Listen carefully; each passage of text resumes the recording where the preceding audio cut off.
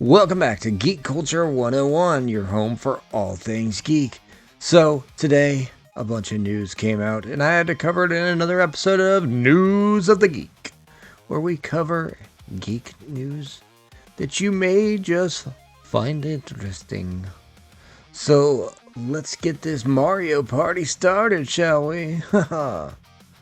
So, this first one really kind of caught me by surprise. The other day, I was watching the channel My Retro Life here on YouTube, and there was a video on there about the NES Jaws game, and I thought, man, that would be cool to play. I'd really like to play that game, but I'm not going to go out and find an old NES, hook it up, and all that stuff. It's just not worth it to me as much as I like classic gaming. Well then, I was surfing YouTube yesterday, and I found a trailer for Jaws Retro. And I thought, wow, they're doing a new video game, in a classic style. But then I realized, wait a minute, this is the NES game. They just remastered it and are re-releasing it. I know the retro stuff is really popular right now, but man, I never expected them to release that one of all things, especially because I figured you'd run into licensing issues and stuff like that. But here they've done it. They've released this trailer and it looks incredible. I believe it's out for Steam, PlayStation 5, Switch 1 and 2, and Xbox Series X and S. So it's really cool, and for some reason nobody seems to be talking about this. It's like the trailer's out there, but nobody's mentioned it at all. It caught me by surprise, so I had to make sure that was first thing in this news week for y'all. Next up, this one is pretty cool. Fox McCloud is making a return. Well, kind of, and possibly, truly. It's hard to say, but people were watching the new Mario Galaxy movie trailer, and they spotted what looked like Fox McCloud. And everybody's like, is that Fox? Isn't.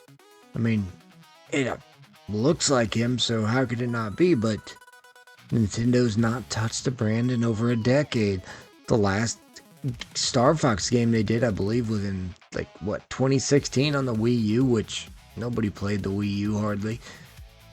So seemed unlikely. Well then, Nintendo officially confirmed it with a poster with front and center Fox McCloud on it. So that's pretty cool. I know Shigeru Miyamoto personally wasn't a fan of, other Nintendo characters crossing over into things like Mario. Other than Pikmin, which for some reason he was fine with Pikmin and stuff, but that's kind of his pet project. But, it is what it is. And then, here we've got Fox McCloud. We got the Star Fox brand crossing over into this movie. So it kind of leaves open possibilities. I'm not usually one for crossovers either, but, if it means, Star Fox is getting a little notice, which is one of my favorite brands, then it's well worth it. Now, what I'm really hoping this means is either Nintendo's testing the waters to see if there's still interest in Star Fox, or pretty soon after the Mario movie, which comes out next week, maybe we'll get an announcement of a new Star Fox game for either Switch 1 or 2. More than likely, if they do, it'll be for Switch 2, but a lot of these games are still coming out on both consoles, so who knows? Maybe we'll get a new Nintendo Direct. We've been hearing a lot of rumors about that, and I even heard rumors of a new Star Fox game sometime back, but as I said, they haven't touched the brand in, a decade, so I didn't give them much credit, and maybe I should have. Might have to dig into a little bit and see if I can find those rumors again and what they were all about, because maybe there is some truth to it. Who knows? It's hard to say. Next up, more Nintendo news. I know, I'm kind of a Nintendo geek. But Nintendo has officially announced that they are dropping the price of digital games for the Switch 2. So basically, if you buy digital, you'll pay $10 less than you will with a physical.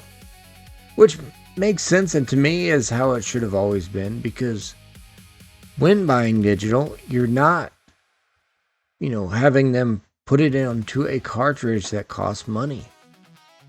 I mean, so why would I still pay the same price? It didn't make sense to me. Now, I know there's a lot of people that prefer physical and will be sad that, they're not saving that $10.